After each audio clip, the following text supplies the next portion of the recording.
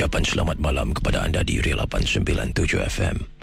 Bertemu kita sekali lagi dalam ruangan misteri jam 12 bersama dengan DRZ.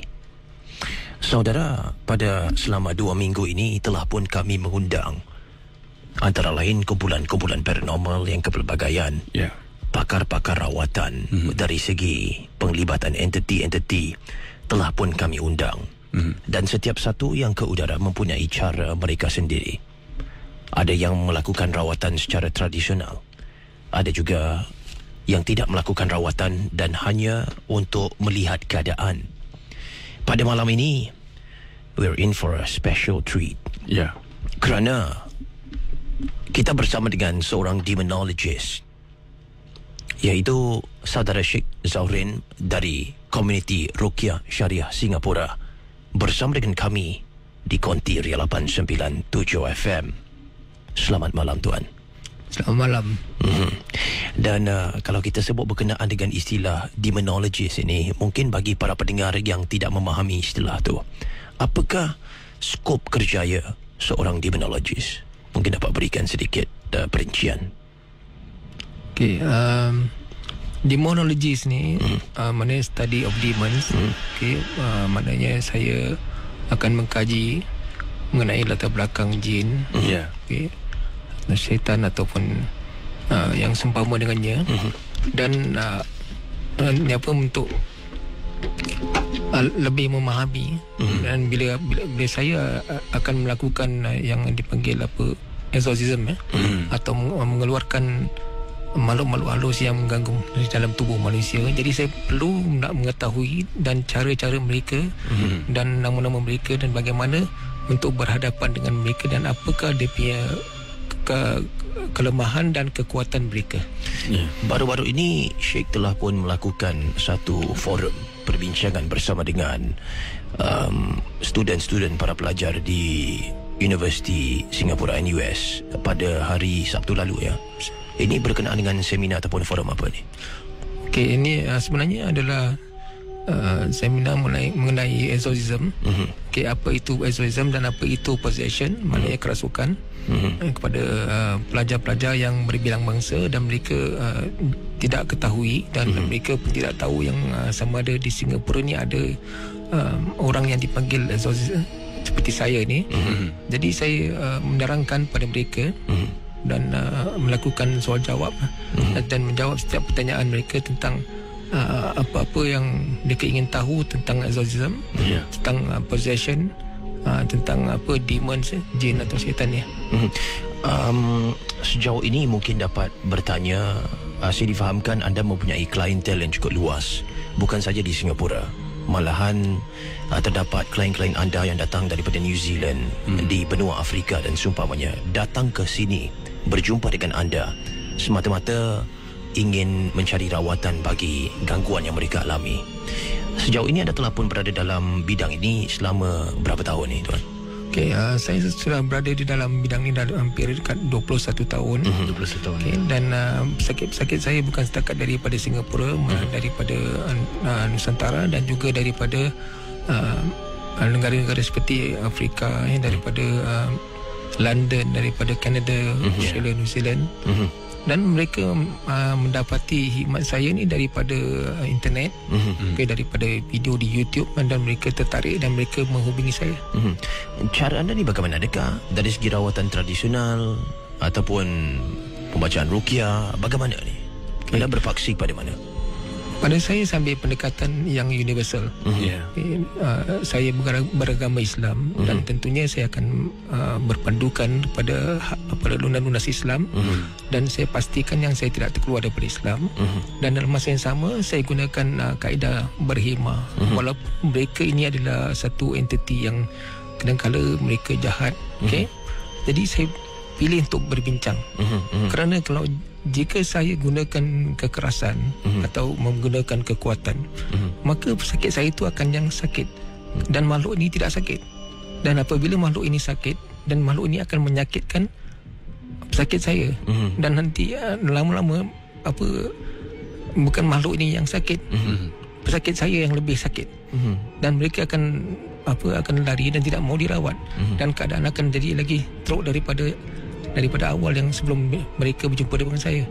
Anda mengatakan rawatan anda berbeza. Anda tidak melakukan rawatan per se, bermaksud ada beberapa series rawatan yang berdasarkan anda masuk, selesaikan dan kemudiannya langsung saja. Mungkin dapat berikan lebih banyak lagi perincian perbezaan pendekatan anda untuk berhadapan dengan perkara seperti ini. Pada saya cenderung untuk rawat. Cara saya rawat tu saya ibarat macam surgeon. Maknanya saya akan operate. Dengan bukan operate secara macam operation, mana saya akan cuba sedaya upaya yang mampu dengan izin Allah untuk keluarkan gangguan tu dengan cara yang baik dan tidak menyakitkan. Dan tidak perlu pada rawatan susulan. Yang apa saya akan berikan satu macam jalan keluarnya dengan cara saya akan masukkan dalam saya punya WhatsApp group, dan saya akan ajarkan cara untuk merawat diri sendiri, self healing. Itu lebih baik dan mereka akan dekat diri pada Allah. Itu tujuan asal saya. Dalam rawatan ni, adakah dalam 21 tahun anda lakukan perkara ini, ada yang mengatakan kalau anda melaburkan masa dan tenaga untuk mendalami bidang ini, ianya akan memakan diri. Bagi anda, ada rasa seperti itu? Ya, memang benar. Ia akan makan diri saya. Dan bukan setakat diri saya, keluarga saya, harta benda saya, kehidupan saya. Kerana komuniti Ruqyah Syariah Singapura ni, kami khususkan fokus kami kepada masalah mangsa-mangsa yang disihir. Jadi masalah sihir ni bukannya mudah untuk ditangani, kerana sihir itu sendiri adalah ilmu sihir. Dan untuk menghadapinya perlu ada ilmu. Dan dia punya repercussion, dia punya risikonya ialah saya akan terima apa yang pesakit saya terima. Makna sakit yang dialami juga anda mengalami perkara yang sama. Ya, kenapa saya telah masuk campur urusan tukang-tukang sihir. Dan tukang-tukang sihir itu tidak akan gembira, dan dia akan mengarahkan jin-jinnya, syaitan-syaitannya untuk menyerang saya pula. Dan kalau mereka tidak dapat menyerang saya, mereka akan menyerang ahli keluarga saya dan harta benda saya. Apakah motivasi utama? Saya dengar macam anda menghadapi perkara ini untuk klientel anda dan seumpamanya. Apa motivasi anda untuk teruskan perjuangan anda dalam komuniti Ruqyah Syariah Singapura ni? Saya selalu berfikir, jika saya ingin hidup bahagia, hidup tenteram, aman, damai, sakit saya juga mau begitu. Jadi oleh kerana saya ada ilmu yang sedikit ni, saya ingin manfaatkan yang terbaik, apa yang saya boleh tolong untuk masyarakat kita, dan tidak kira juga masyarakat yang lain, tidak kira agama, tidak kira bangsa, budaya, saya akan lakukan. Demi kerana apa? Heal the world, make a better place. Anda pernah diwawancara dalam sebuah rancangan televisyen yang telah pun kita off air, kita berbual seketika, dan host bagi rancangan itu bertanyakan kepada anda, beliau ingin berbicara dengan salah sebuah entiti, dan kemudiannya respons anda membuatnya berfikir dua kali. Mungkin dapat kongsikan apa yang berlaku dalam ruangan ini kepada para pendengar pada waktu tu. Bagaimana ini untuk rancangan apa ni? Ini untuk rancangan Paranormal Zone. Di bawah Sci-Fi Asia. Jadi hostnya berjumpa dengan saya dan bertanyakan saya sama ada saya boleh lakukannya atau tidak untuk berkomunikasi dengan makhluk ini. Saya cakap insya-Allah dengan izin Allah saya akan dapat melakukannya. Dan mereka rasa macam ragu-ragu. Jadi saya mengajukan kepada pengacara itu.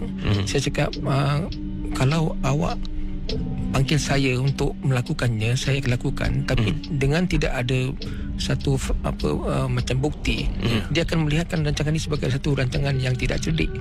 Jadi saya cadangkan, kita panggil ahli paranormal. Mereka punya gadget, EVP, EMF, dan waktu saya melakukannya tu, saya minta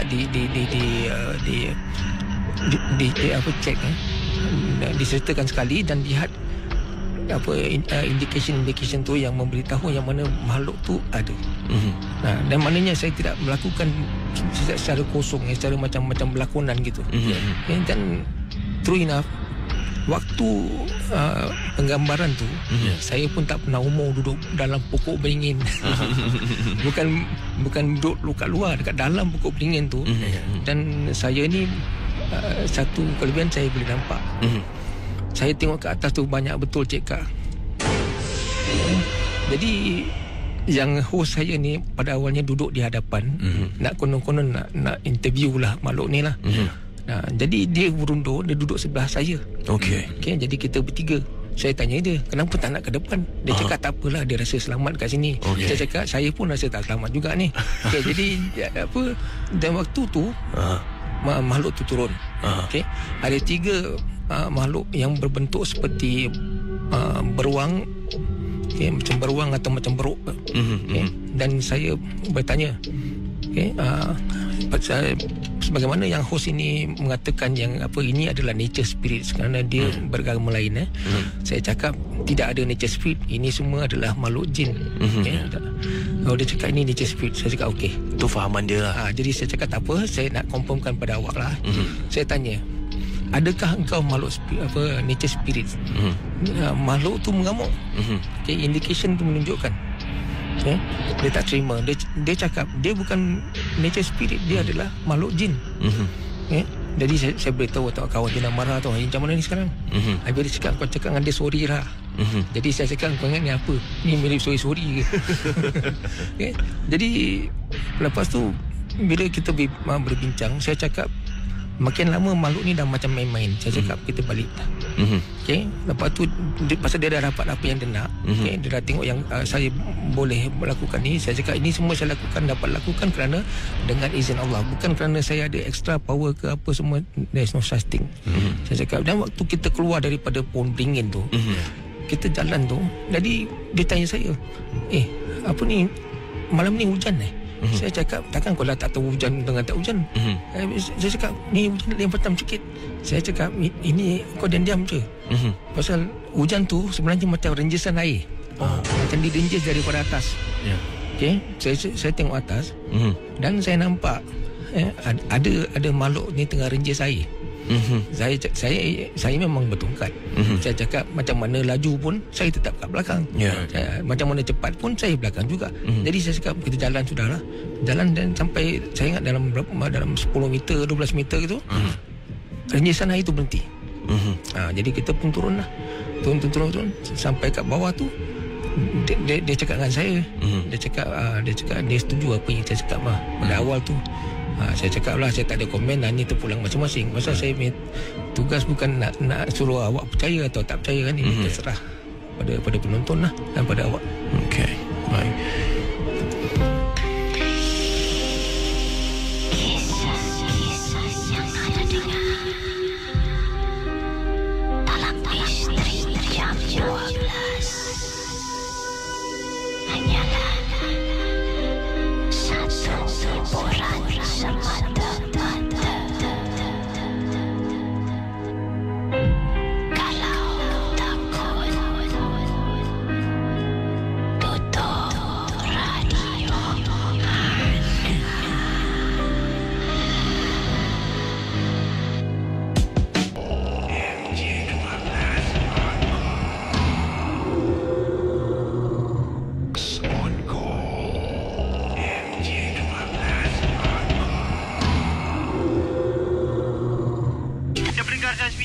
Transmisi kecemasan sama saya Tari Ismail, nombor 2024880.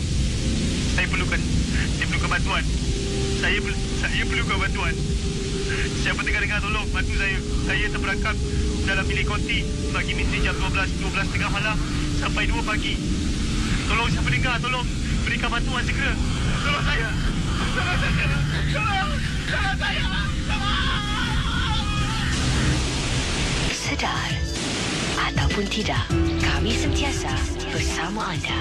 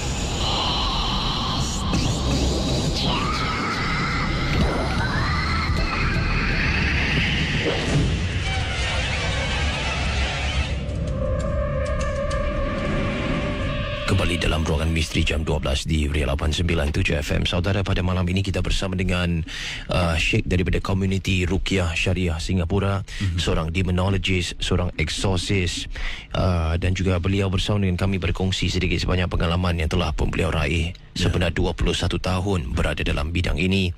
Kita sebut berkenaan awal tadi dengan dunia jin, ya. Adakah sebagai seorang yang mungkin curious dan ingin tahu, sama ke dunia mereka dan dunia kita ni?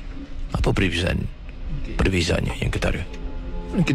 Daripada saya punya kajian, daripada saya berbincang, berbual dengan orang, sampai tahu pasal saya juga ada sama macam yang orang lain, kita ada macam doubts kita nak tahu apa dia punya dunia, apa dia buat, okay, jadi saya banyak bertanya pada jin yang jenis bangsa Ifrit. Okay. Ifrit, so Ifrit ini dia yang paling atas, yang tinggal di awang-awangan ni, dia angin, Ifrit angin. Anda pernah berbual dengan golongan ni?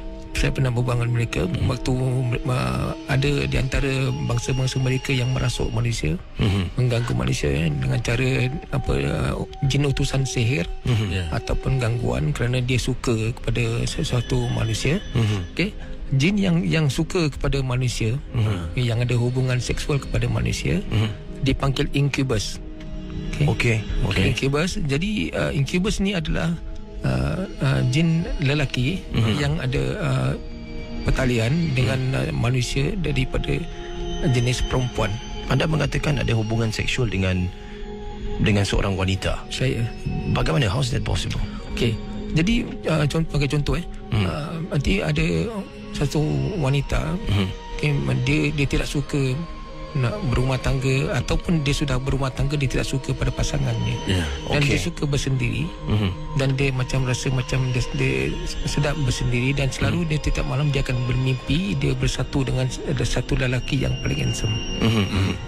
Dan kalau lelaki manusia pula, jin yang datang padanya adalah jin yang wanita, yang dipanggil succubus.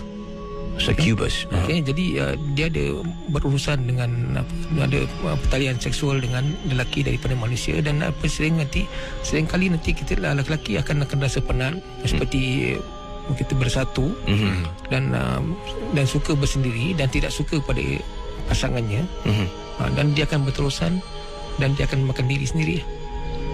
Bila anda sebut makan diri sendiri, bagaimana? Secara fizikal ke? Secara fizikal badannya akan susut, dan dia tidak akan bercampur dengan masyarakat, dan dia tidak suka makan. Dan jin ini akan makan daripada dalam.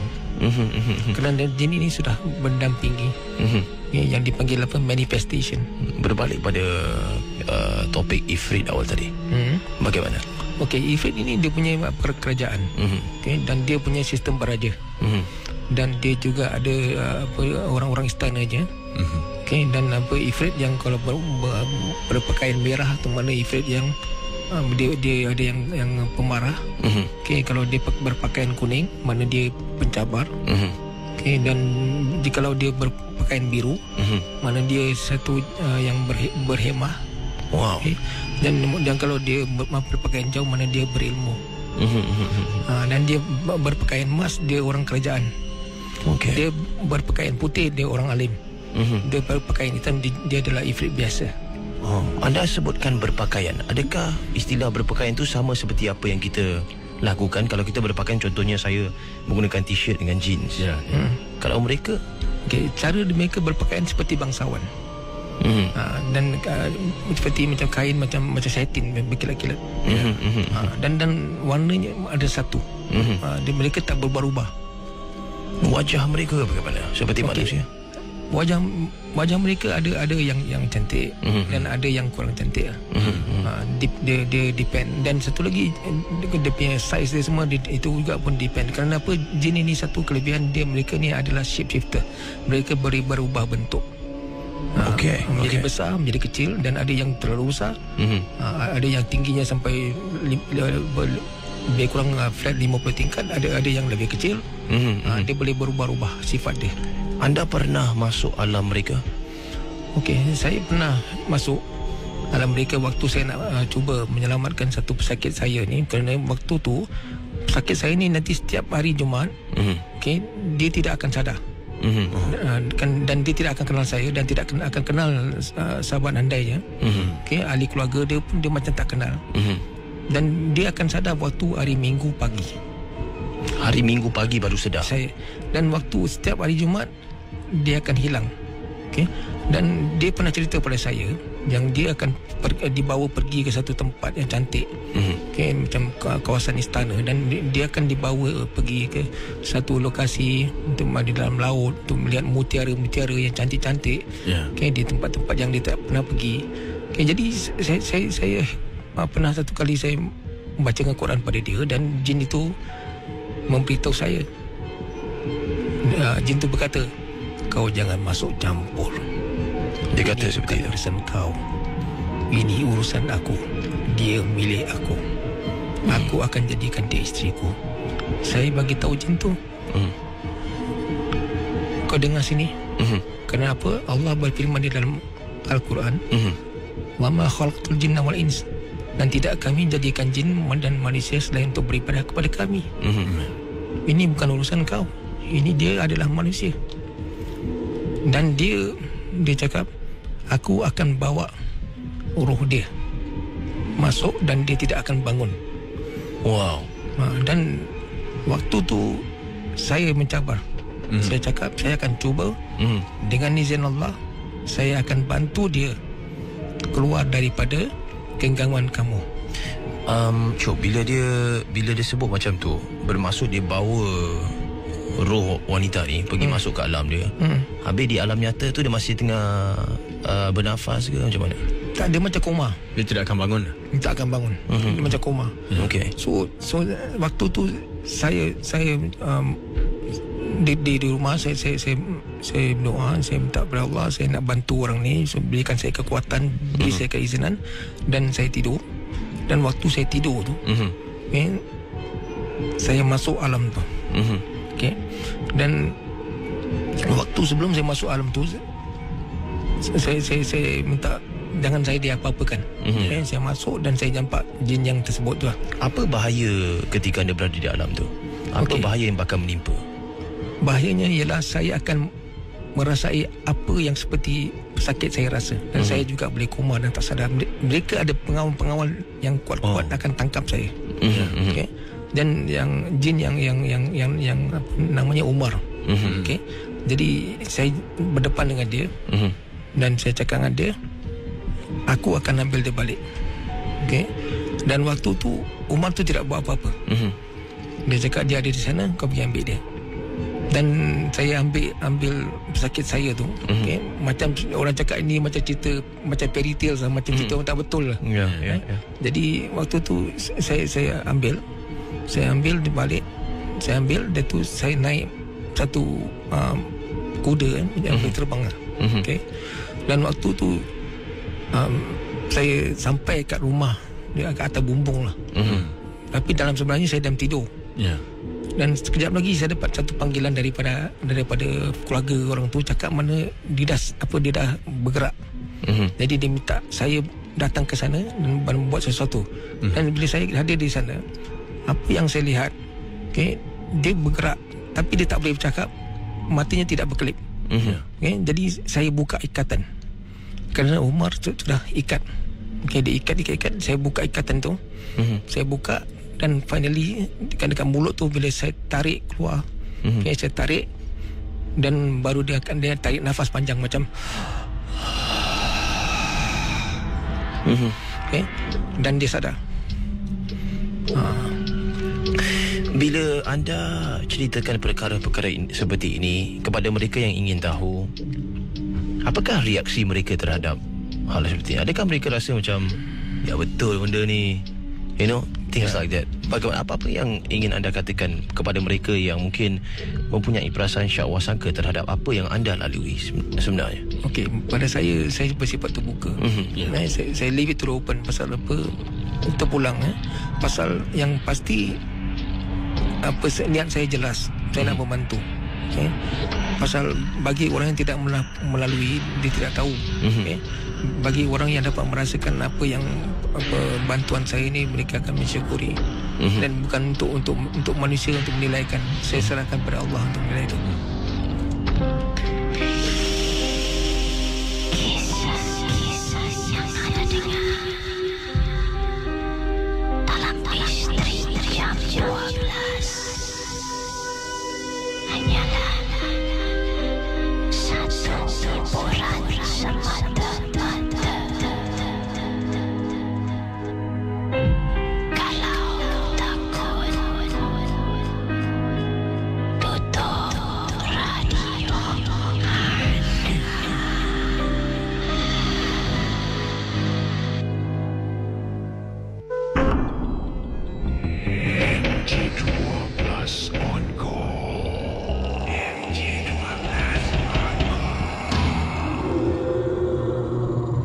Anda sedang bersama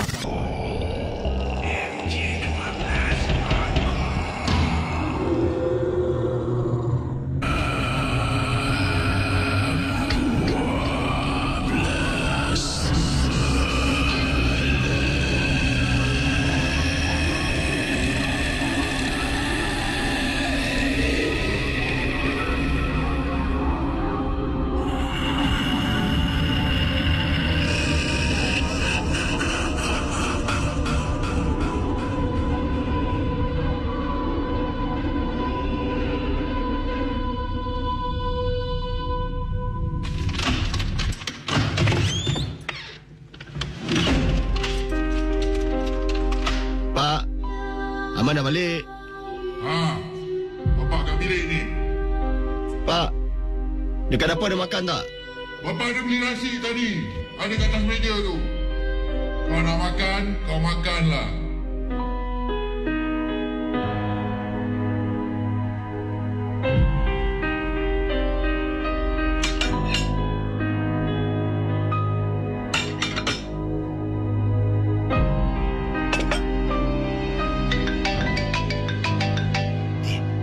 Bapak call. Hello, Pak. Kenapa Bapak kena call Aiman? Aiman kat dapur lah, Pak. Oh, kau dah kat rumah, Aiman? Bapak on the way balik ni. Boleh 2 nasi bungkus.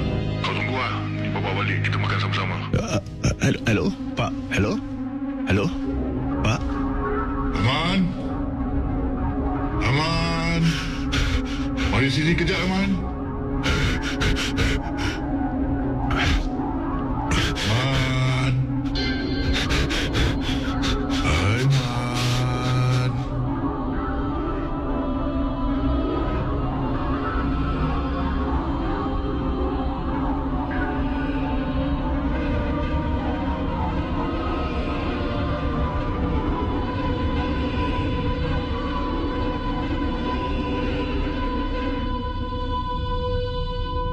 Kembali dalam ruangan misteri jam 12 pada malam ini.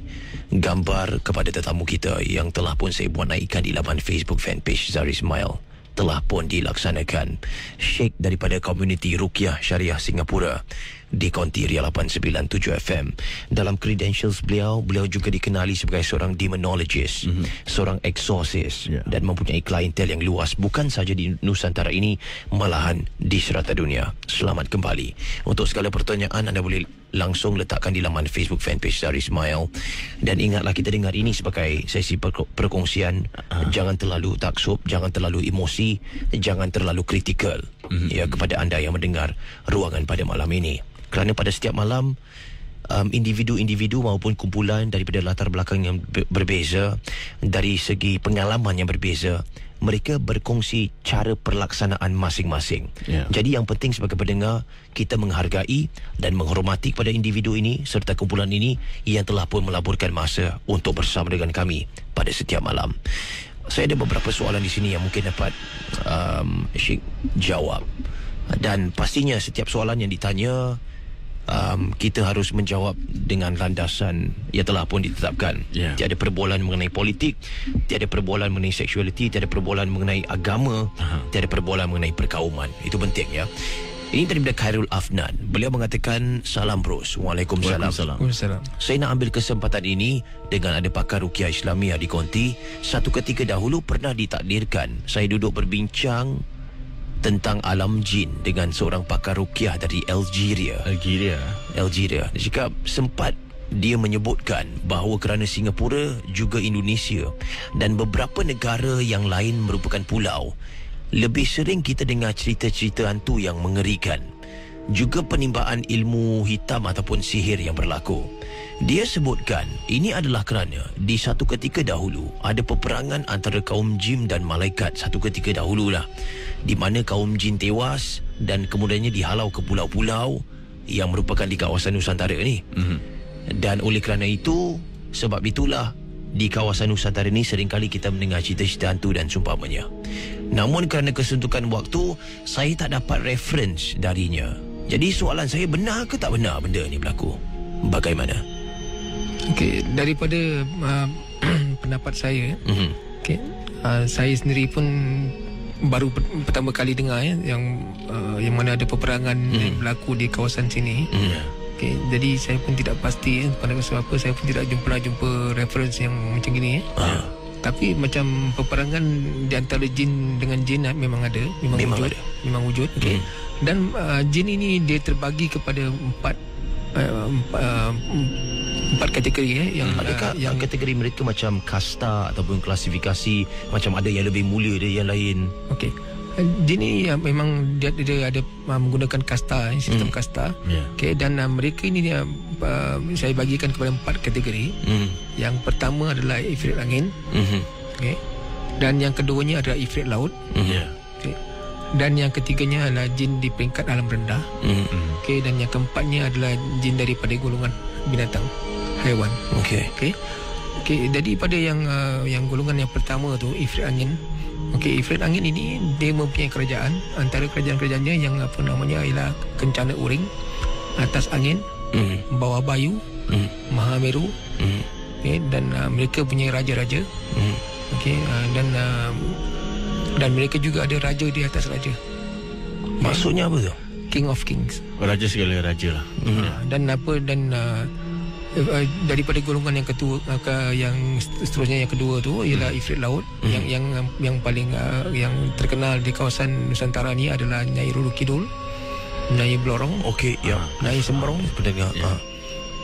Okey. Jadi itu yang famous lah dari laut ya. Daripada laut. Mereka mempunyai kerajaan sendiri, dan kalau di dalam konteks western mereka panggil Neptune. Okey, dan dengan kerajaannya sekali. Dan daripada kategori yang seterusnya, yang ketiga tu yang jin peringkat alam rendah ialah seperti Pontianak, Langsui, Polong, Pocong, yang semua, Penanggal, dan mereka orang cakap roam the earth. Dan peringkat yang keempatnya tu ialah jin yang jenis haiwan, seperti yang kita pernah dengar ikan duyung, beruang, beruk, mawas, unicorn, mawas, griffin, okey, Pegasus yang kuda terbang tu semua kategori jin, naga semua. Dan mereka ini adalah pengangkutan bagi jin-jin semua. Okey. Dan jin ini walaupun mereka beragama sama seperti contohnya Islam ataupun Kristian, mereka tidak bertegur bersapa dan mereka tidak bercampur kerana perbezaan, dan mereka menggunakan sistem kasta, dan mereka tidak campur dengan puak-puak lain. Dan mereka tidak ada macam menziarah tidak ada. Maksud tak ada ziarah kelompok-kelompok lain lah? Tak ada. Mereka hidup dalam satu community. Yes. Dan jika mereka mereka bersifat teritorial. Dan jikalau ada yang bangsa lain masuk, dan mereka akan serang. Macam ibarat Dayak that sort of thing. So macam contohnya ifrit ifrit yang keluar dari pekerjaannya yang daripada langit, dia akan berada di bumi. Dan dia tu dipanggil renegade. Okey, dan tukang-tukang sihir akan tangkap dia dan berurusan dengan dia.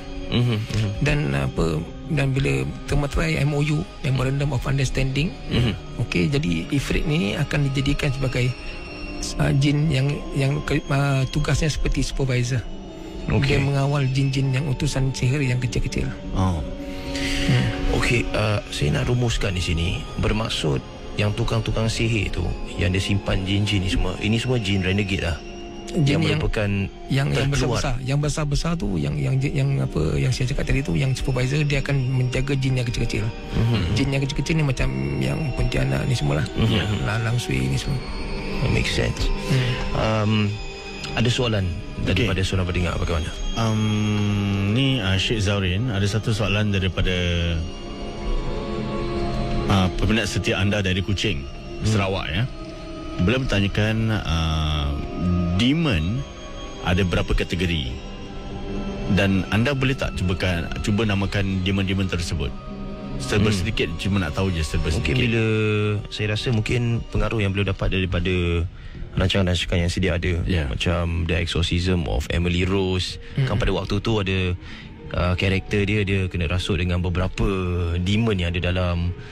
Jadi betul ke tak betul referencing yang diorang buat tu? Adakah benar wujud benda ni? Ada mengatakan demon yang bernama Lucifer. Macam mana ni? Dan berapa kategori? Okeylah.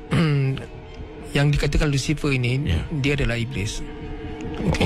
Nama lainnya adalah the Morning Angel. Ataupun dia panggil Fallen Angel. Atau dia panggil Morning Star. Itu nama gelaran dia lah. Nama gelaran dia. Jadi Lucifer ni dia adalah iblis. Dan dia boleh dia mengadakan, dia boleh menjadikan yang jin-jin lain, dan dia diberi pangkat seperti iblis, mana dia menteri-menterinya. Dan di antaranya ialah seperti Judas, Nero, Mantah, Santon, Wazik. Dan ini ada nama-nama yang saya pernah jumpa. Baal. Anda pernah jumpa? Baal Beelzebub. Waktu saya rawat pesakit-pesakit saya daripada luar negeri, ini semua ada dan hadir, dan mereka semua adalah jenis yang jahat. Dan jikalau kita tidak kuat, mereka akan lakukan sama seperti pesakit mereka. Kenapa mereka datang kacau pesakit? Mereka kacau pesakit kerana apa? Ada sesuatu yang mereka buat. Kerana daripada apa yang saya dapatkan, mereka ni ada buat sesuatu occult. Contohnya buat pentagram, dengan contoh nak check sama ada benda ni benar ada ke wujud atau tidak wujud. Jadi dia buat pentagram ni dan dia seru dan dipanggil, dan apa yang mereka panggil tu mereka tidak faham.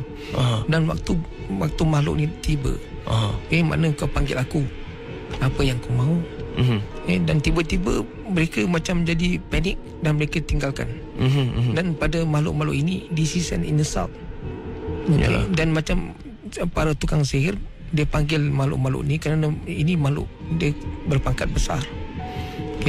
Jadi dengan panggil makhluk ini, dan makhluk ini akan di bawahnya ada legions of demons. Ada askar dia. Dan ini semua yang akan membantu si tukang sihir itu. Dan apabila kita sebagai perawat yang merawat, yang ada healers, ada exorcist, yang merawat, jadi maka dengan izin Allah, makhluk-makhluk yang ada di bawah kawalan si contohnya Judas mati, maka si Judas itu sendiri akan datang pada pesakit dan berdepan dengan kita. Dan sebagai contoh, saya pernah dia datang dan dia cakap, "You kill all my men." Bila dia sebut macam itu, perasaan Syekh bagaimana? Pada saya waktu tu rasa macam biasa lah, pasal saya dah berpengalaman. Kalau waktu yang pada awal tu memang takut juga, pasal dulu saya pernah dapat SMS daripada diorang. Di SMS saya, dia cakap, "If you do not come to us, we will come to you." Apa ni? Jap.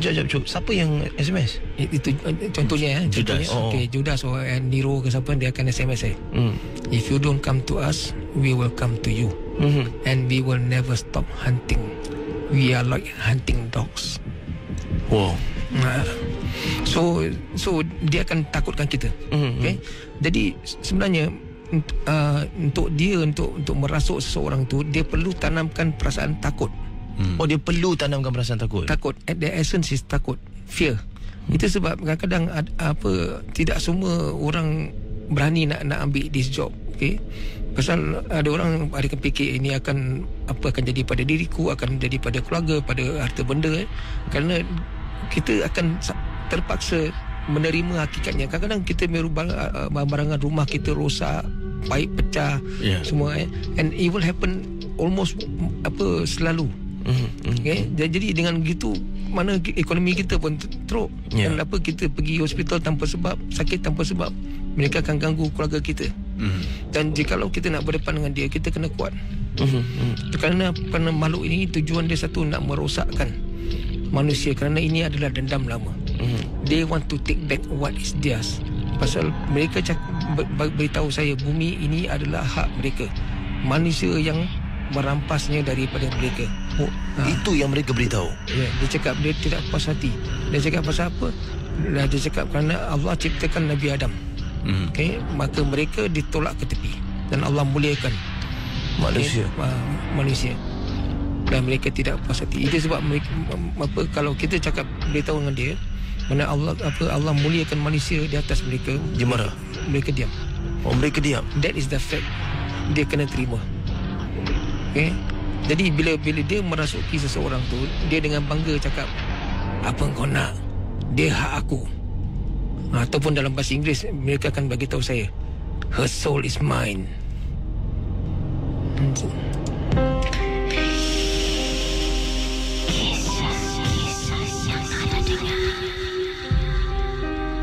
Dalam Misteri Jam 12 hanyalah satu hiburan semata-mata.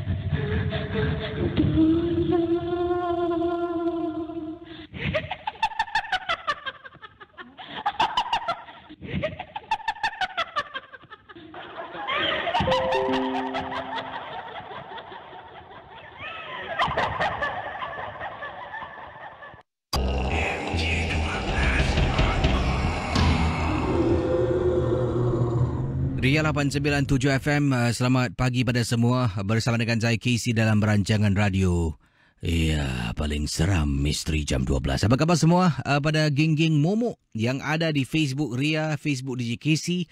Selamat pagi. Ada yang bertanya khabar. Casey apa khabar? Baik. Baik. Mata ni masih lagi sedang terkebil-kebil ya. Ada masalah sikit nak baca cerita. Sebab sebelum ni kan saya kerja pagi. 10-11 saya dah tidur. Sekarang ni dia terkebil sikit. Tapi apa nak buat tak apalah. Nanti lama-lama dia akan kembali biasa macam biasa. Okey saudara, kisah seterusnya. Kalau tadi di resort, yang ini juga berkenaan dengan satu lagi pengalaman. Ini berlaku di seberang tambak. Saudara, ini kisah pengalaman daripada pendengar kita yang bernama Izam. Izam memandu kereta seorang diri di Lebuh Raya Utara Selatan. Beliau memandu dari Singapura nak pergi ke Kuala Lumpur seorang diri, tak ada kawan. Sebabnya katanya di sini ahli keluarga dah pergi KL dulu. Oleh kerana beliau ada tugas dan tak boleh ambil cuti, dia terpaksa pergi ke Kuala Lumpur memandu seorang diri pada waktu malam. Jadi inilah kisah yang ingin disampaikan pada anda semua yang sedang mendengar dalam rancangan Misteri Jam 12. Misteri Jam 12. Kisah-kisah yang anda dengar dalam rancangan nombor 1 radio Misteri Jam 12 hanyalah sekadar satu hiburan sahaja. Jangan mudah percaya, jangan terikut-ikut dengan apa yang diketengahkan.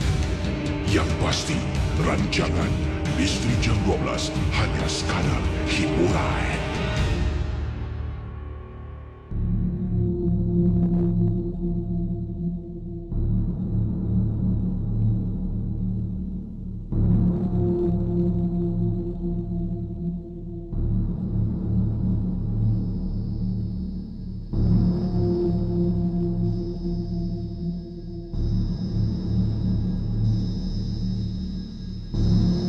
Baik saudara, kisah daripada Izam yang berkongsi pengalaman ini. Beliau memandu pada waktu malam. Katanya malam tapi tak beritahu malam tu pukul berapa. Mungkin pukul 10 malam, 11 malam, 12 tengah malam. Mungkin pagi juga yang dianggapkan sebagai malam, pukul 1 pagi, 2 pagi.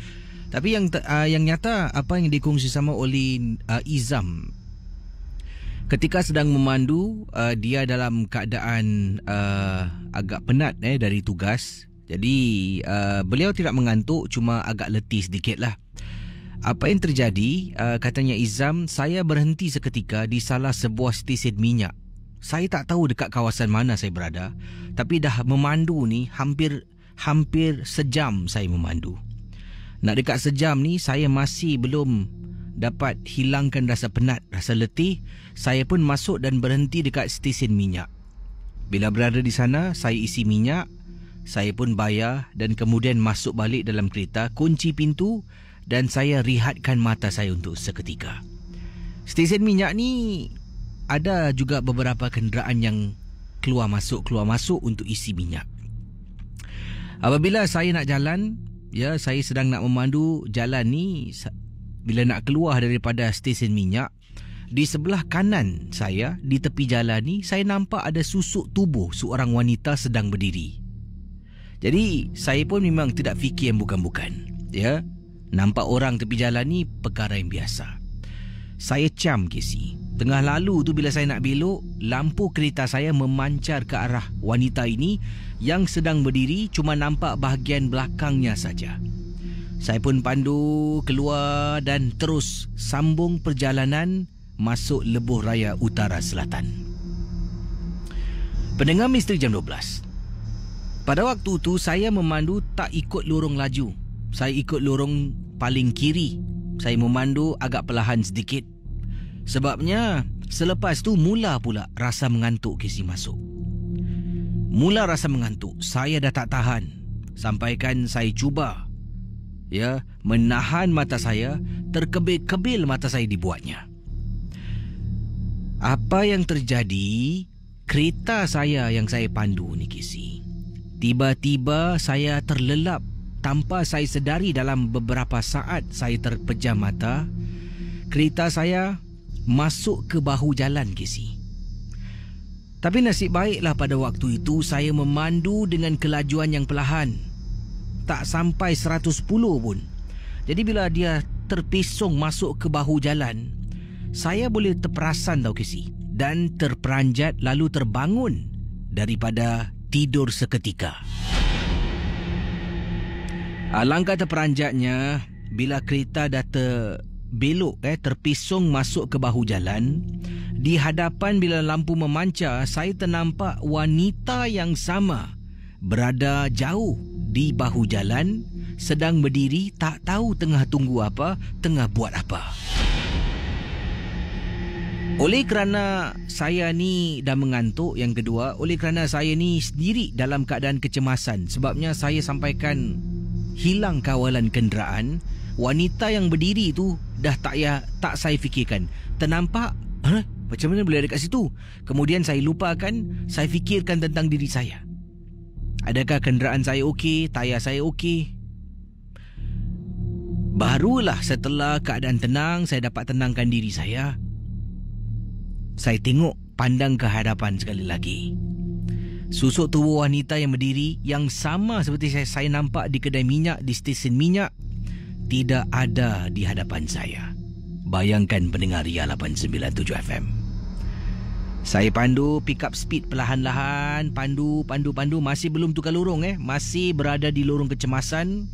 Sebab takut saya perlahan sangat, kenderaan belakang tak sempat nak tekan brake, nak perlahankan kenderaan. Saya pandu.